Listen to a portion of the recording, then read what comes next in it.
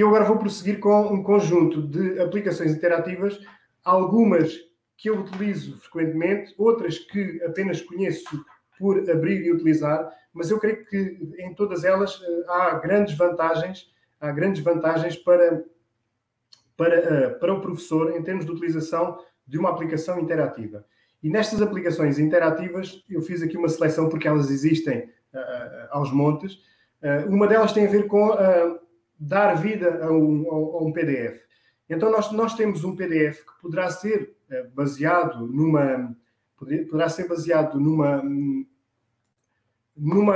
documento que nós temos guardado, por exemplo, no Word ou no PowerPoint ou em qualquer outro, e ele é exportado para PDF.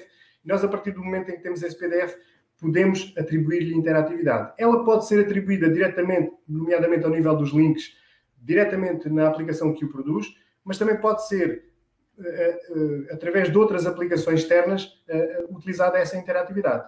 Portanto, esta seleção que eu fiz, o Active Textbook, é uma aplicação online que permite pegar em ficheiros PDF e dar-lhes ali alguma interatividade. E permite, por exemplo, pegar num PDF que nós tenhamos e dar-lhe um índice de navegação, adicionar marcadores, tanto pelo professor como pelo aluno que o está a utilizar, ou qualquer outra pessoa que o está a utilizar. Permite, numa apresentação deste PDF, utilizar uma caneta e a borracha na apresentação, ou seja, como outras ferramentas também. Permite também ao professor e aos alunos adicionar comentários em determinados pontos do PDF.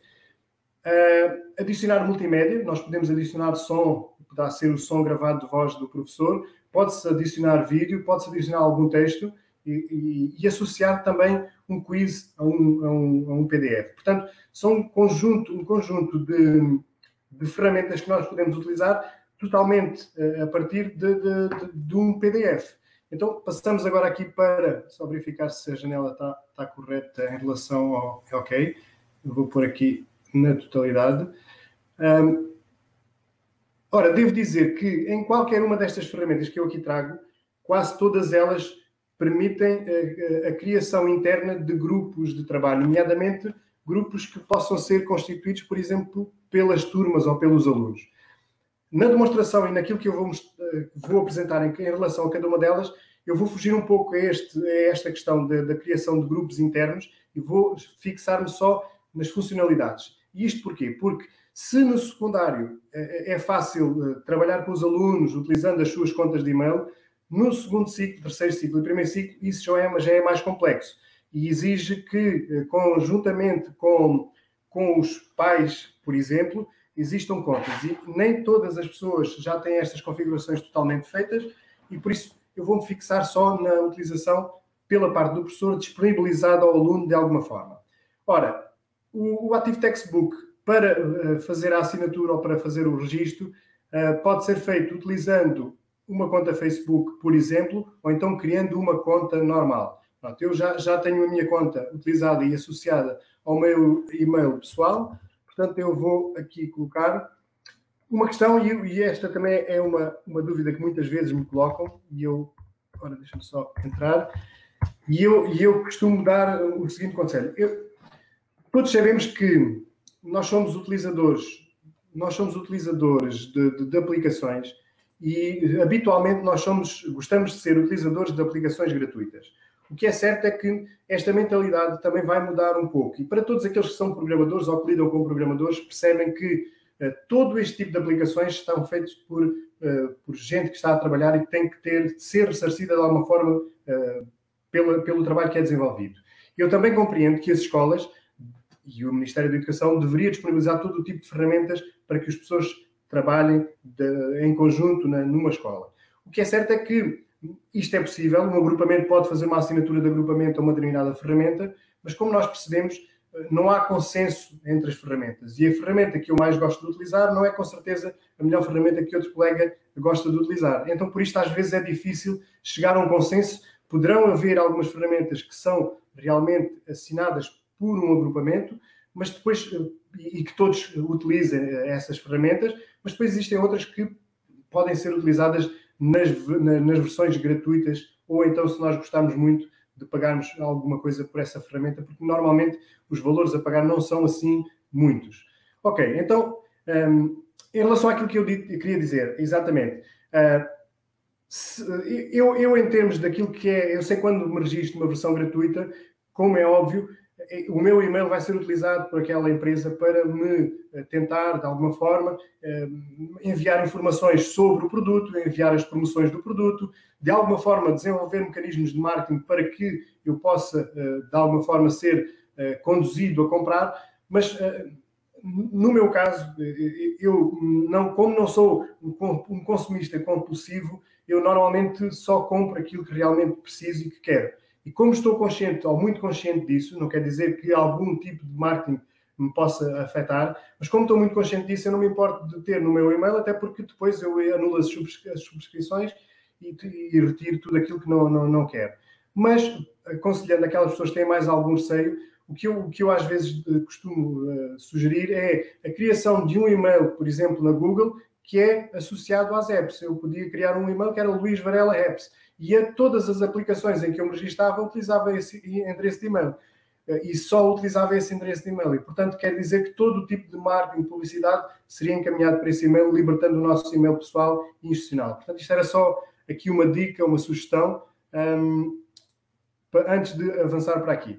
Portanto, eu tenho aqui já um PDF que eu podia carregar. Eu podia chegar aqui e carregar um PDF a partir do computador e atribuir-lhe logo uma capa. Eu vou pegar aqui num PDF que eu carreguei para esta aplicação e já estive aqui a fazer umas experiências em que, por exemplo, isto é uma apresentação do Ministério da Educação e eu vou aqui, porque já criei aqui alguns pontos onde tenho aqui o índice, onde eu posso, por exemplo, ir aqui para os princípios, ele vai-me diretamente para os princípios.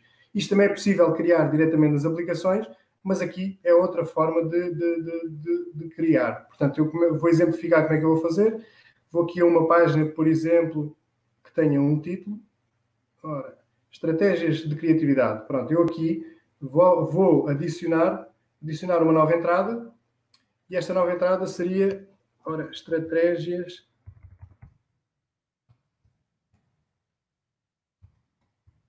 Estratégias. Vai ficar só assim. Não está fácil. E vou correspondê-lo à página atual. E eu aqui já posso navegar. Portanto, a utilização do índice da tabela de conteúdos pode ser feita a partir daqui. Ela teria que ser mais cá ao fundo. Portanto, como viram, eu criei no local errado. Pronto, e assim já está na sequência. E eu aqui já posso, a partir do índice, aceder a todas estas localizações. Em cada uma delas eu também posso adicionar aqui um marcador. E este marcador, vou pô-lo aqui com um amarelinho, vai identificar-me aqui a folha neste marcador. Portanto, estes marcadores passam a estar aqui disponíveis. Portanto, se eu estiver num outro local qualquer, é mais ou menos um complemento ao índice. E eu agora, se vier aqui aos marcadores, consigo aceder diretamente aqui ao marcador amarelo que ficou naquela página que ali está. Portanto, o índice e os marcadores complementam-se um pouco. Agora, se eu fosse o utilizador, eu posso ser um utilizador através de um link diretamente, já falamos disto, mas se eu fosse um aluno, eu podia chegar aqui e adicionar aqui um comentário. Portanto, eu não percebi esta função, por exemplo. E faço um comentário aqui disponibilizado. Portanto, eu passo a ter aqui um comentário e se esta aplicação for com registro do aluno, nós sabemos qual é o nome. Se não for, aparece como um convidado. E depois, com algumas indicações ao aluno, nós poderíamos dizer para que em cada comentário ele fizesse a indicação do nome. Ok? Portanto, nós podemos em qualquer local adicionar comentários. Pronto. E agora aqui a parte mais interessante desta aplicação, que é a utilização de elementos multimédia. Eu aqui nesta aplicação já tenho aqui 2 ou 3, eu vou aqui aos princípios, que eu creio que é aqui alguns que eu já tenho aqui, por exemplo, um link, que eu tenho aqui acesso a um quiz, que eu tenho aqui mais comentários, tenho aqui um vídeo deste lado, tenho aqui um vídeo que eu posso abrir a partir daqui diretamente.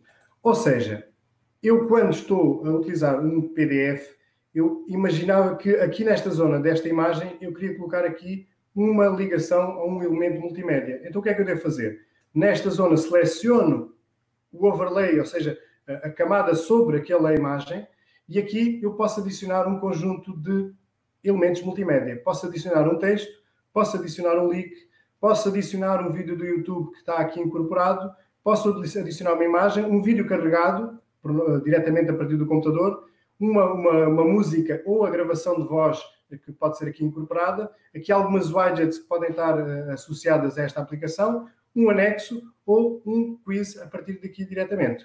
O que é que acontece? Eu posso adicionar um quiz neste e noutras ferramentas. Eu posso adicionar um quiz aqui internamente e este quiz serve para que, num determinado contexto, seja avaliada qualquer informação, ou que seja esclarecida alguma dúvida, ou que seja ali feita alguma avaliação formativa sobre um determinado conteúdo. O que acontece é que, se não tiver a turma criada dentro desta aplicação do Active Test, significa que estas informações de pouco servem porque não estão identificadas com o aluno. Então, o que é que eu sugiro em vez de utilizar os quizzes internos? Que utilizemos um quiz externo, ou seja, que nós temos um quiz utilizado, feito no Google Forms, por exemplo, e eu posso, em qualquer momento, incorporá-lo dentro da minha aplicação. Vou fazer o exemplo aqui com um quiz externo. Então, eu vou procurar esta zona aqui, vou adicionar aqui um link para um formulário, e eu vou colar aqui o link do formulário.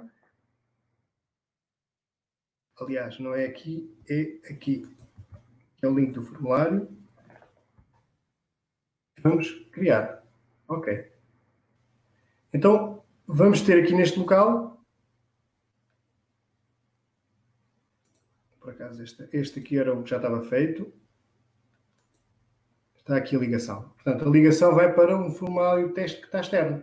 E aqui nós poderíamos recolher as informações diretamente do aluno, que poderiam ser o e-mail ou o nome do aluno, para identificar a resposta a este quiz. Portanto, nós podemos adicionar o quiz diretamente, que é um com que eu tenho aqui, por exemplo. Eu tenho aqui uma imagem e depois tenho aqui uma pergunta que pode ser submetida.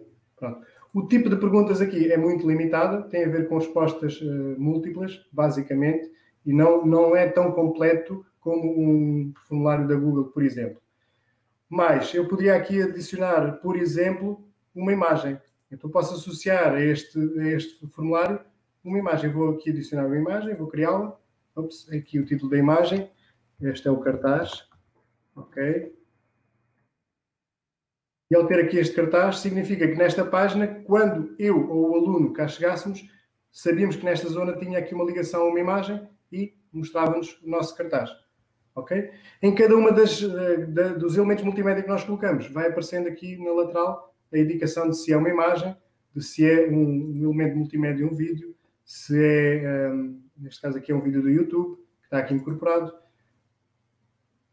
Pronto, e ele pode ser utilizado desta forma. Portanto, a criação de formulários é feita desta forma. A partilha deste formulário não está totalmente ativada. Ele basta ser, eu vou colocar aqui na página inicial, ou seja, convém-nos colocar aqui na página inicial, porque ele vai dando o número das páginas. Copiando este link, eu posso levá-lo para uma outra aplicação. Eu podia pegar no link e colocá-lo, por exemplo, numa disciplina da Classroom, por exemplo. Tenho aqui uma disciplina de testes. Ora, eu podia aqui, ou no stream da turma, ou no material da turma. Vou criar aqui um material. Eu punha aqui e adicionava aqui um link. E este link era o link para aquele PDF. O aluno aqui podia diretamente aceder a este link e tinha acesso ao PDF já com as alterações. Pronto, e aqui iria aceder a todas as informações que nós colocamos naquele PDF. Nesta, como noutras ferramentas, é importante, como é óbvio, a criatividade de cada um de nós na utilização destes PDFs com multimédia, que simplificam, ou podem simplificar, ou podem acrescentar alguma informação àquilo que nós partilhamos com os nossos alunos. Portanto, esta é a ferramenta que eu vos queria trazer em relação aos PDFs. Active Textbook é uma ferramenta que permite atribuir a um PDF um conjunto de elementos multimédia, de ligações, de ligações internas e externas. E aqui está. Ora, deixem-me ver aqui uma pergunta, Luís. Sim, exatamente. Ou seja, a Cristina coloca esta questão que é, se nós tivermos um link para um Kahoot ou para um Quizzes ou para um Nearpod, sim, ele diretamente daqui, ele faz a ligação para lá. Portanto, se utilizarmos este PDF como um PDF centralizador, ele depois daqui para fora pode ser utilizado com várias ferramentas. E depois, da mesma forma, pode ter a funcionalidade de poder interagir com o PDF. A Chambel coloca aqui uma pergunta gira, que é se é a visão do aluno ou do documento. Eu vou mostrar. A visão é muito parecida, a única questão é que não permite guardar uma série de funcionalidades na versão de edição. Eu vou aqui só, antes de continuar, vou pegar naquele, eu tenho o link copiado, vou abrir aqui um browser que onde não tenho o login feito, para mostrar qual é o efeito qual é a visão do PDF pela parte do aluno que não tenha uma conta e esteja logado, e que não esteja com o login feito. Pronto, temos acesso a praticamente todas as ferramentas. Ele diz-nos que nós somos convidados e temos aqui acesso ao PDF da mesma forma que o vemos na edição. O que acontece aqui é que depois o que aqui ficar não fica, o que aqui for registado não fica guardado, ok? É a diferença. Mas o aluno tem uma visão praticamente igual à do professor no PDF. Penso que isto responde um pouco à pergunta da Chambel. Olá, Amélia. Boa tarde, Amélia. Ok. Sim, é uma excelente ideia, Cristina, porque mesmo aqui no agrupamento nós já falámos nisso. É o plano semanal do aluno poderia centralizar tudo o que são as atividades das várias disciplinas. E a partir dali o aluno só naquele plano semanal pode ser um PDF, poderá ser encaminhado para todas as atividades ou as tarefas que estão a ser realizadas. Sim, pode ser utilizado com essa forma. Ok, pronto. Então,